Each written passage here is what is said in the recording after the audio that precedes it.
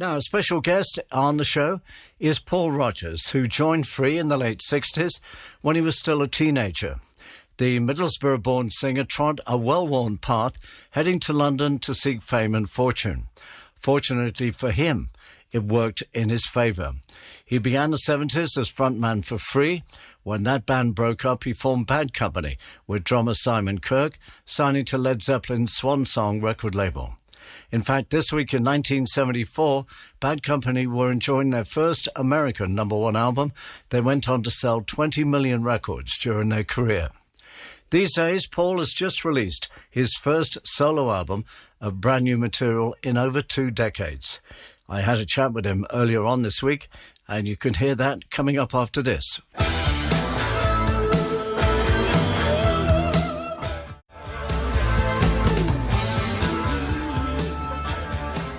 That was Free and Wishing Well, and the great vocals on that were provided by the one and only Paul Rodgers, who's on the line from Canada. Hello to you.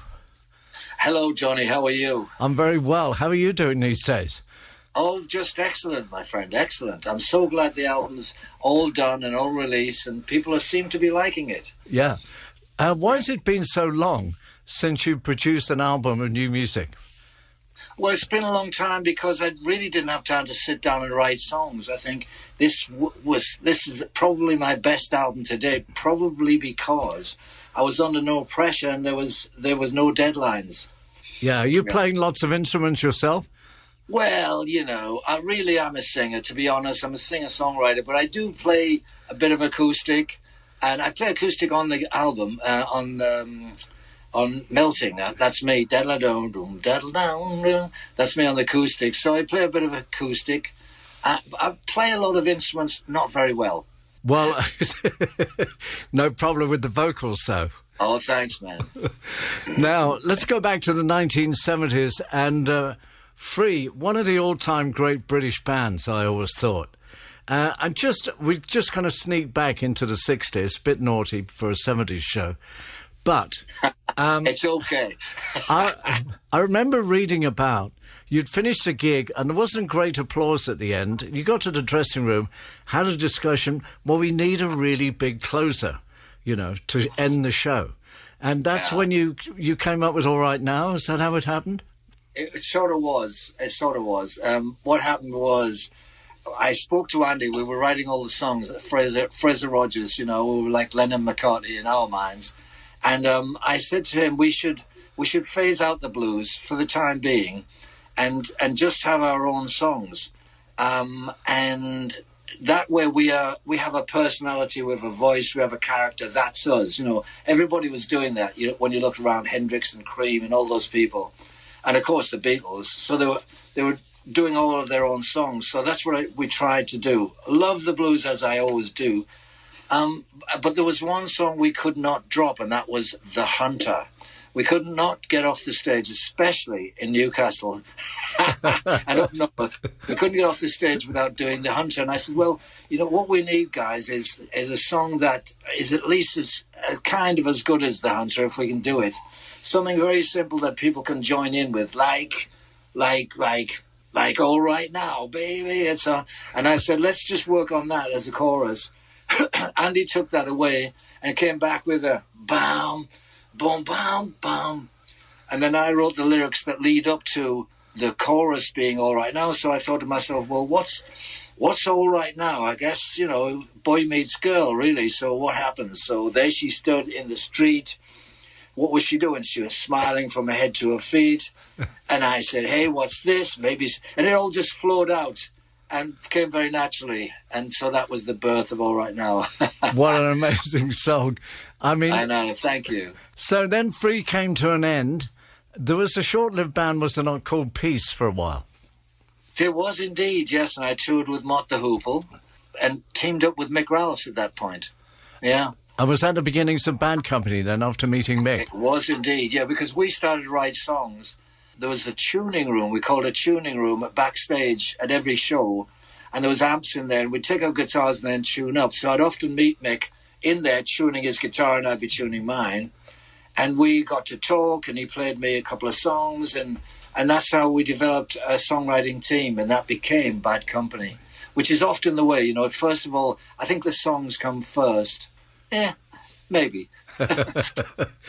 Well, then your first album, called Bad Company, goes straight to number one.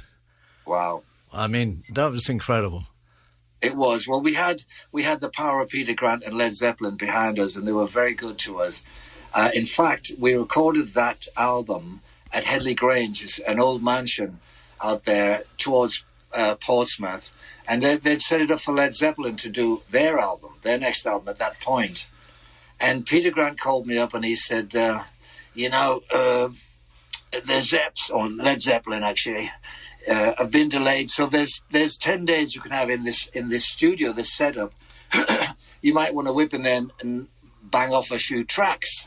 So we said, oh yeah, we'll do that. And we jumped in and we recorded the whole album actually. So thanks to Led Zeppelin, really.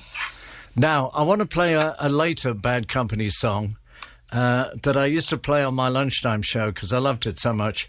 And it was, I used to play it on vinyl back in those days. And yes. I absolutely loved the guitar solo in Feel Like Making Love. And I remember saying, record comes to an end. I said, I've got to play that guitar solo again. So there I am, trying to find, with the stylus, the arm record, trying to find the point in the record for that. Oh, yeah. Was it Mick Ralphs played that? It was indeed Mick Ralphs, yeah. It's just very... Great guitar player. I've got to say, Mick was a great guitar player and a great songwriter too. Wrote fantastic songs. Yeah. Well, let's play it now. And it's not a long guitar solo, but there's something about it that's just so tasteful. It's really nice.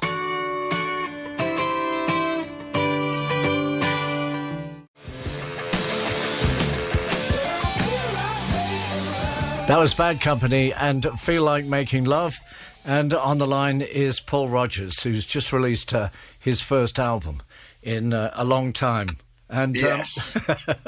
Going back to the Bad Company days, I remember Peter Grant and Led Zeppelin had formed Swan Song Records, which he was signed to. And do you remember that launch night they did in the Chislehurst Caves? I sort of do.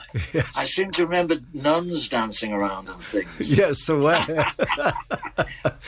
Yeah, it was a bit of a wild night, which you'd never do now, but it kind of was accepted back then. So what was it like touring the big stadiums with Bad Company in America?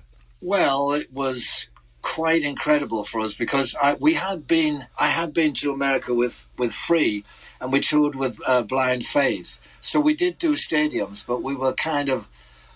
was way too big for us because we'd gone from blues clubs to massive stadiums of 20,000 people or so, and it was a huge learning curve. Stadiums was wonderful. It was wonderful because we could translate what we were doing in clubs into big stadiums, and it was great. And was that a test on you as a frontman to a band to project to like 50,000 people or however many it was? It's amazing to think there's 20,000 people watching 4 people. It's quite challenging for every member of the band because nobody can make a mistake, because it'll throw everyone off. You've got to get the arrangements right and all that kind of thing and hit it, and build it. So it's a strain on everybody. Now, we asked you to pick some songs, not by Free or Bad Company, from the 70s, and you picked Led Zeppelin's Rock and Roll. You worked with Jimmy Page for a while, did you not? Oh, yeah. Yes, marvellous guy. Yes, great guitar player. Yes, indeed. We did The Firm together. And we did the Arms tour together, too, which was... actually, mentioned Ronnie Lane. It was to... Because he had multiple sclerosis, we did this tour to kind of raise funds for that. And Eric Clapton, Jeff Beck, amazing lineup, Joe Cocker, just great people.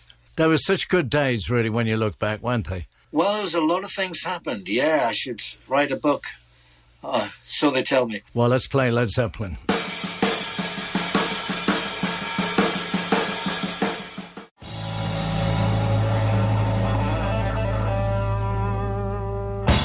That's such a good track, isn't it?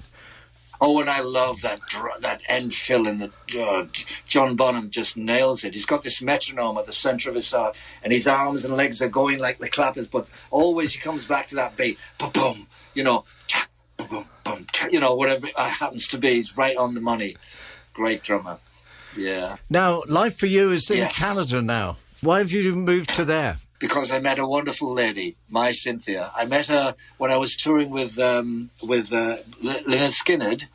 They kept telling me, when you get to Vancouver, Rogie, you're going to meet Cynthia, so be on your best behaviour. And I was like, oh, yeah, okay. And this went on for like a month or so. And eventually we got to Vancouver and they introduced me to Cynthia. We just hit it off. And we've been hitting it off ever since. Yeah. All right, Paul, it's been a great pleasure talking to you, and congratulations on the new album. Thanks, Johnny. It's nice you again. It's great to see you. Just before you go, can you pick us another record from the 70s? Yeah, I'd love to hear the Doobie Brothers' Long Train Running.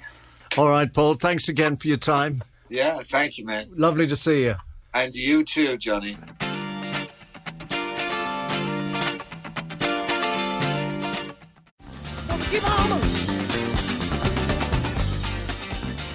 That track, chosen by Paul Rodgers, a favourite of his.